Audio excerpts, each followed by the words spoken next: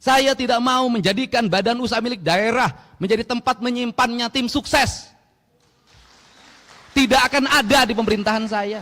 Kesehatannya bukan berbasis membangun manusia yang sehat, tetapi berbasis proyek kesehatan, berbasis bisnis kesehatan.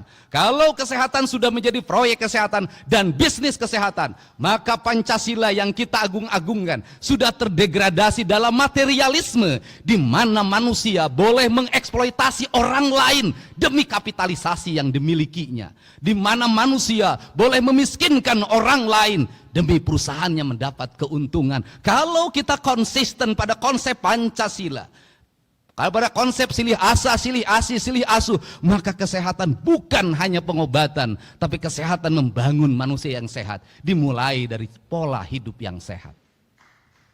Maka pola hidup yang sehat harus dimulai dari mana? Negara harus berkomitmen untuk menciptakan iklim yang sehat, membangun tata ruang yang baik, menjaga mata air, menjaga aliran air, menjaga sanitasi lingkungan, menjaga udaranya, menjaga seluruh alam semestanya dengan konsep papat kalima pancer, dengan konsep tritangtu di buana yang sering saya sampaikan dalam debat-debat terbuka.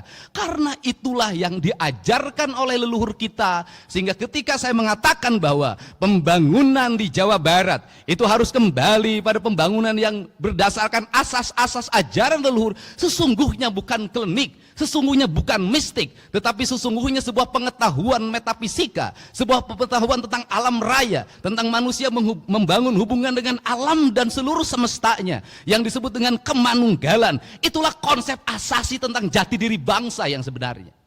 Untuk itu turunannya seperti apa? Maka turunannya gunung kudu awian, lengkop kudu balongan, lebak kudu sawahan. Maka merawat alam, membubarkan berbagai bentuk perangkat perusakan terhadap alam adalah komitmen terhadap alam, dan ujungnya adalah komitmen terhadap Tuhan, komitmen terhadap Allah Subhanahu wa Ta'ala. Bagi saya tidak berarti penyembahannya pada Allah kalau tangannya mengeruk kekayaan alam, menghancurkan ekosistem, menghancurkan ekologi, membuat kerusakan bagi orang lain, melahirkan penderitaan bagi orang lain. Bagi saya bertuhannya adalah bertuhan kebohongan. Karena itu komitmennya harus bersama. Maka dalam komitmen bersama itu tadi ditandatangani, saya menyebutnya itu disebut dengan gerakan manunggal. Hanya manusia yang manunggalah dia akan sehat.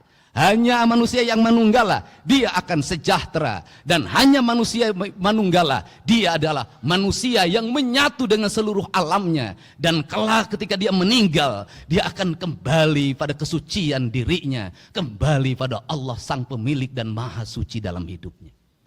Perspektif itulah yang harus dibangun dalam kerangka berpikir ideologi pembangunan.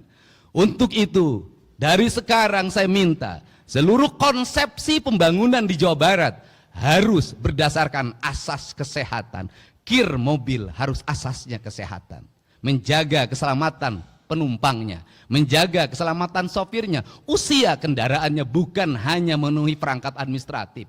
IMB rumah harus memenuhi asas kesehatan. Pembangunan bangunan harus memenuhi asas kesehatan. Maka kesehatan adalah piranti rekomendasi bagi seluruh kebijakan pembangunan. Tidak boleh pembangunan bertentangan dengan prinsip-prinsip dasar kesehatan. Kemudian yang kedua adalah upaya kita melakukan pengobatan.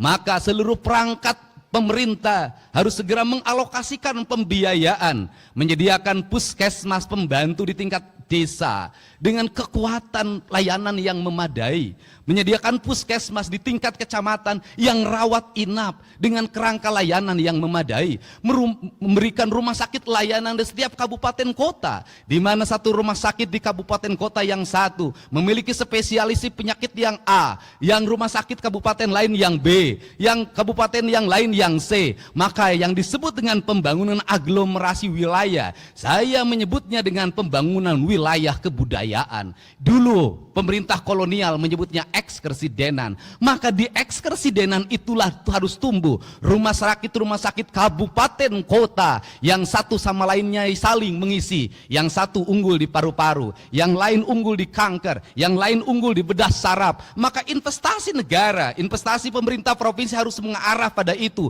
Apa yang menjadi kebutuhan publik? Maka awal yang harus dilakukan adalah membuat audit kesehatan bagi seluruh warga Jabar, sehingga kita tidak salah dalam merencanakan alat kesehatan, tidak salah dalam membeli obat. Untuk apa? Agar sesuai dengan culture-nya. Apa yang terjadi di Jawa Barat hari ini, ketika orang Garut dipatok ular, maka serumnya tidak ada di puskesmas.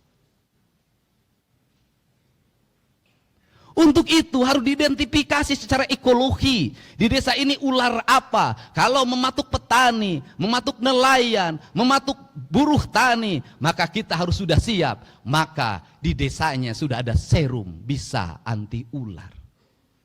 Kerangka ini harus dibangun dalam capaian berpikir yang universal, tetapi tindakan-tindakannya harus bersifat lokal. Kemudian yang berikutnya adalah membuat gerakan. Ketika hari ini dicanangkan gerakan makan bergizi gratis, sesungguhnya itu adalah harapan. Harapannya apa? Harapannya anak-anak kita mendapat asupan gizi yang memadai. Hari ini anak-anak Jawa Barat mengalami problem di makanan. Kenapa? Ibunya sudah tidak memasak di rumahnya. Maka anak-anak jajan di pinggir jalan. Maka anak-anak jajan dimanapun. Apa yang terjadi pada hari ini? Anak-anak meminum gula dengan kadar gula yang berlebihan yang dia dapatkan di warung-warung. Anak-anak memakan minyak-minyaknya, kadarnya sudah berhari-hari tidak diganti. Apa yang terjadi? Tingkat kesehatan derajat anak-anak menurun. Ketika tingkat derajat kesehatan anak-anak menurun, maka rumah sakit penuh dengan anak-anak, puskesmas penuh dengan anak-anak, maka kos pemerintah dihabiskan untuk biaya berobat. Padahal biaya berobat jauh lebih mahal dibanding dengan kita mencegah dari pengobatan. Yang kedua adalah kerangka cager kelangka bager. Maka orang cager maka dia akan bager. Bager itu apa? Bager itu dalam kata orang Sunda, yaitu orang yang memiliki kebersihan hati awalnya. Cilik putih celak herang, caang bulan 14, jalan gede sasapuan, tegenek temalek mek balumbang timur narawangan. Maka sifatnya dedehan welasan asihan, nulung kanu butuh nalang kanu susah nganter kanu sieun nyaangan kanu poekeun. Maka kerangka kerja itu harus dibangun dalam sistem pendidikan yang membangun karakter pribadi anak-anak. Anak-anak kita pinter main IT-nya, anak-anak kita pinter berucapnya, tapi hari ini lemah kesabarannya, lemah fisiknya. Dan dalam jangka panjang, kalau ini dibiarkan, maka akan menjadi ancaman masa depan. Saya katakan, tadi malam sudah layak para bupati, wali kota hari ini mengevaluasi anak-anak TK, SD, dan SMP menggunakan perangkat HP dalam kehidupan keseharian. Kalau ingin punya generasi hebat. Belajar dengan membaca HP, ternyata di negara-negara maju kini sudah ditinggalkan. Kenapa? Tidak meninggalkan jejak di dalam pikirannya. Membaca buku jauh meninggalkan jejak dibanding membaca perangkat digital. Tetapi di perangkat digital jejaknya tidak akan pernah hilang. Kemudian benar, maka orang benar itu apa? Orang yang ucap dan tingkahnya sama. Kalau sudah seperti itu, maka tingkatan yang keempat, pinter. Orang pinter boleh, tetapi kalau dia sudah cager, sudah bager, dan sudah benar. Kenapa? Kalau pinter lebih dulu, dia tidak cager. Profesor tak akan berarti kalau dia kena stroke. Dia pinter, tapi dia tidak benar, rusak pegang anggaran. Tidak pernah mengarah pada kepentingan publik, habis belanjanya oleh kepentingan-kepentingan yang non publik. Maka pinter menjadi kekuatan utama. Yang terakhir, orang pinter tak ada arti kalau tidak singer. Dia tidak satset, dia tidak pok-pek-prak, dia tidak bisa mengaplikasikan seluruh perangkatnya dalam kehidupannya. Untuk itu saya mencoba membangun dua kerangka kerja pembangunan di Jawa Barat.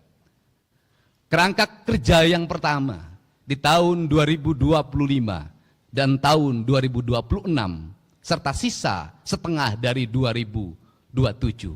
Saya menyebutnya tahun belanja modal. Tahun belanja modal itu apa? Modalnya dalam bentuk infrastruktur. Maka saya menargetkan jalan provinsi Jawa Barat harus selesai dalam waktu tahun 2025, sisanya 10% 2026.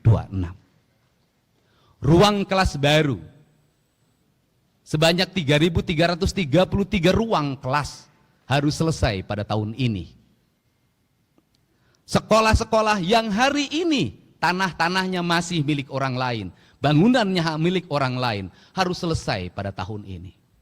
Puskesmas yang diarahkan pada rawat inap harus selesai pada tahun ini. Jaringan listrik warga, di mana masih ada masyarakat Jawa Barat lebih dari 150.000 orang yang belum punya listrik, harus selesai pada tahun ini. Rumah rakyat miskin setengahnya harus selesai pada tahun ini. Tetapi angkanya tidak boleh 22,5, minimal 40 juta sampai 50 juta kalau ingin merubah nasib orang. Dan tidak lagi kita terkendala oleh sertifikat. Kenapa? Orang miskin tidak akan pernah punya sertifikat.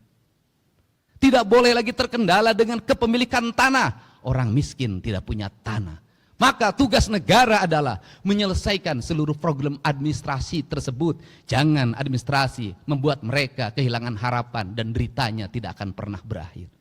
Kemudian pembangunan irigasi harus selesai pada tahun depan, dan tahun ini harus angkanya bisa mencapai 500 sampai 600 miliar. Kemudian pembangunan kepentingan yang lain, pasar. Kemudian pembangunan yang lain yang menjadi kebutuhan publik. Maka kita harus mencoba menginvestasikan. Kalau ingin investasi, maka pembangunannya harus berkualitas. Lebih baik membangun jalan yang berumur 20 tahun daripada membangun jalan yang berumur 2 tahun. Kenapa? Karena nanti balik ke urut. Kembali lagi, kita tidak akan pernah selesai. Untuk itu tidak bisa provinsi saja, harus terintegrasi dengan kabupaten, harus terintegrasi dengan kota, harus terintegrasi dengan desa. Maka kabupaten, desa, dan kota harus memiliki kekuatan yang sama. Problematika rakyat kita selesaikan bersama. Anggaran desa harus terarah pada infrastruktur, anggaran kabupaten kota harus terarah pada infrastruktur, anggaran provinsi harus terarah pada infrastruktur. Maka seluruhnya menjadi gerakan bersama, gerakan manunggal Jawa Barat. Karena ini juga akan bisa menyelesaikan, termasuk menyelesaikan problem sampah. Orang Bandung bingung harus kemana membuang sampah. Setiap kabupaten hari ini mengalami kebingungan, jumlah sampah terus bertambah. Tetapi orang tidak mau dijadikan tempat pembuangan sampah. Maka solusinya bisa solusi pemilahan, bisa solusi PLTS, bisa solusi yang lainnya. Seluruh solusi itu tidak boleh hanya menjadi DED, tidak boleh hanya menjadi kajian, tetapi harus segera menjadi eksekusi kenyataan-kenyataan yang lebih nyata. Maka saya mentargetkan ke depan di setiap kantor gubernur wilayah harus ada minimal 1 pembangkit listrik tenaga sampah.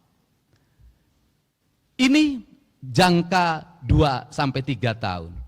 Maka kita harus melanjut pada kedua negara, nggak boleh kalah sama Tiongkok. Kenapa Tiongkok berhasil? BUMN-nya berhasil membangun infrastruktur, negaranya menggerakkan investasi, membiayai. Apa yang terjadi? Mereka surplus keuangan. Karena surplus keuangan maka dia mencari negara di mana dia harus berinvestasi agar uangnya berputar lagi. Provinsi Jawa Barat tidak boleh terus-terusan dalam setiap tahun membuang uang seolah-olah uang itu tiap tahun ada dan tugasnya menyerap. Menyerap bukan hanya angka yang diserap, bukan itu. Output, outcome, benefit yang harus dirasakan oleh publik. Gak boleh begitu lagi. Karena itu di 2026, 2027, 2028, 2029 kalau infrastruktur sudah selesai, kalau kewajiban-kewajiban pemerintah provinsi sudah selesai, uangnya memiliki kecukupan, maka kita harus mulai berinvestasi fiskal. Investasinya tidak boleh lagi dalam BUMD, yang kemudian BUMD itu menahan dividennya dan dikatakan rugi terus dalam setiap tahun. Saya tidak mau menjadikan badan usaha milik daerah menjadi tempat menyimpannya tim sukses. Tidak akan ada di pemerintahan saya. Kenapa? Kalau negeri ini dibagi pada tim sukses, maka negeri ini tidak akan pernah berakhir. Tahun ini, tahun depan lagi ini, kapan kita ini? Dan negeri menjadi negeri balas dendam.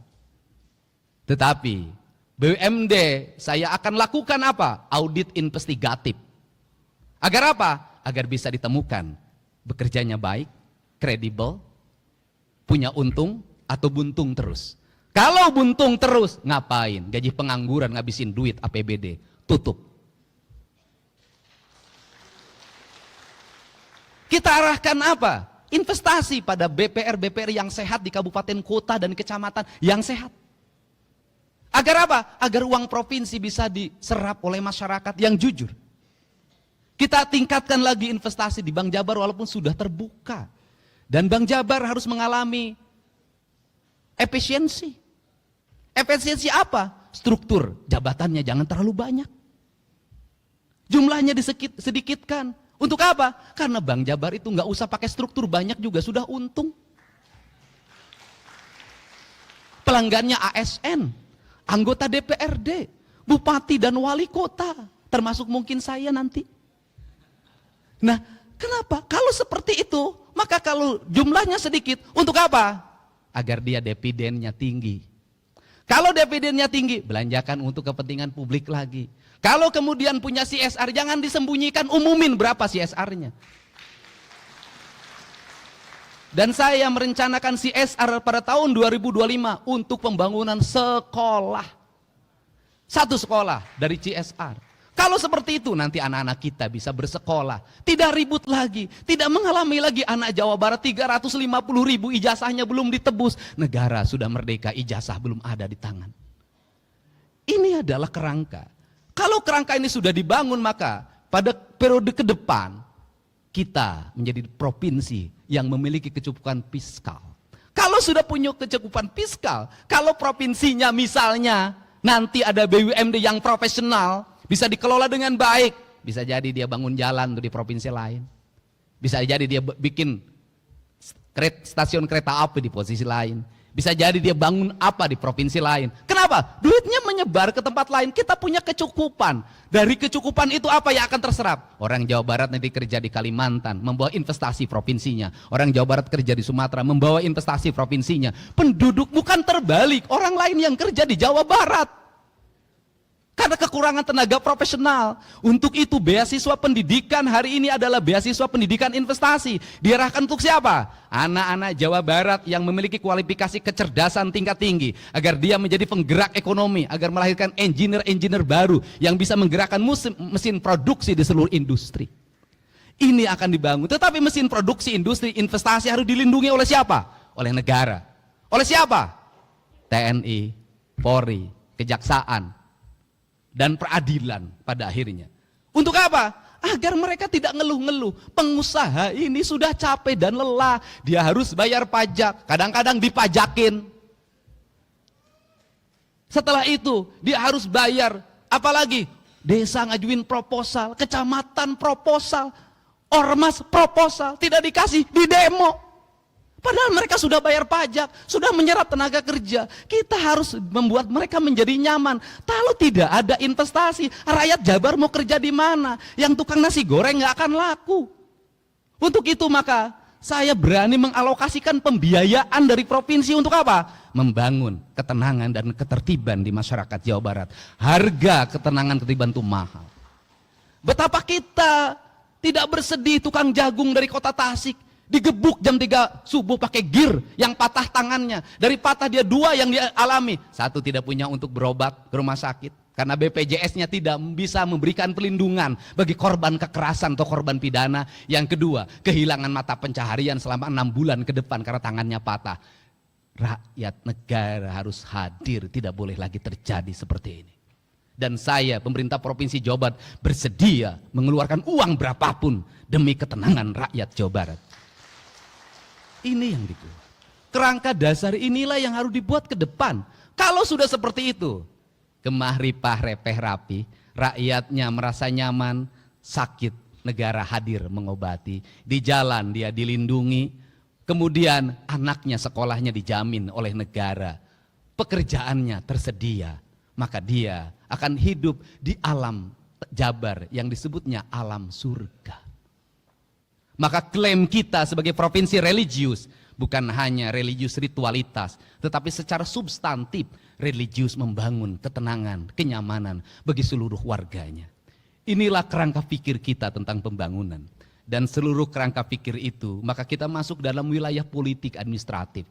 Politik administratif yang pertama memerlukan para abdi negara yang jenius, yang pokpekprak, yang dimana tunjangan kinerjanya harus melahirkan kinerja, bukan melahirkan foto-foto selfie. Tunjangan kinerjanya harus betul-betul melahirkan produk, output, dan outcome. Tidak punya hanya sekedar aksesoris sebagai abdi negara yang berbasis digital. Yang kedua, saya pun memerlukan kerjasama dengan jajaran TNI, Polri, Kejaksaan, dan Pengadilan. Kita juga memerlukan kerjasama dengan seluruh tokoh masyarakat, tokoh ulama. Kita juga memerlukan kerjasama dengan mitra pemerintah Provinsi Jawa Barat, DPRD Provinsi Jawa Barat. Kita ingin berlaku secara terbuka, dan saya yakin setiap anggota DPRD berpolitiknya adalah keberlanjutan, terpilih lagi pada periode yang ke depan. Dan saya meyakini yang ada di sini nanti terpilih lagi, dan mungkin masuk DPR RI, dan mungkin jadi bupati wali kota, asal jangan nyalon gubernur dulu. Untuk itu, saya mohon dengan sangat, terimalah berbagai pikiran gagasan saya yang out of the box ini, yang lahir dari hati, lahir dari kecintaan dan jiwa, yang ingin orang Sunda, orang Jawa Barat punya martabat di depan orang lain. Kita tidak mau jadi provinsi yang dihinakan, karena jumlah anak-anak yang menikah di bawah umurnya tinggi. Kita tidak mau menjadi provinsi yang dihinakan, karena lamanya sekolah masih 8 tahun. Kita tidak mau jadi provinsi yang dihinakan, karena rakyatnya terjerat oleh pinjol dan judi online. Kita tidak mau jadi provinsi yang dihinakan, karena angka harapan hidupnya masih rendah.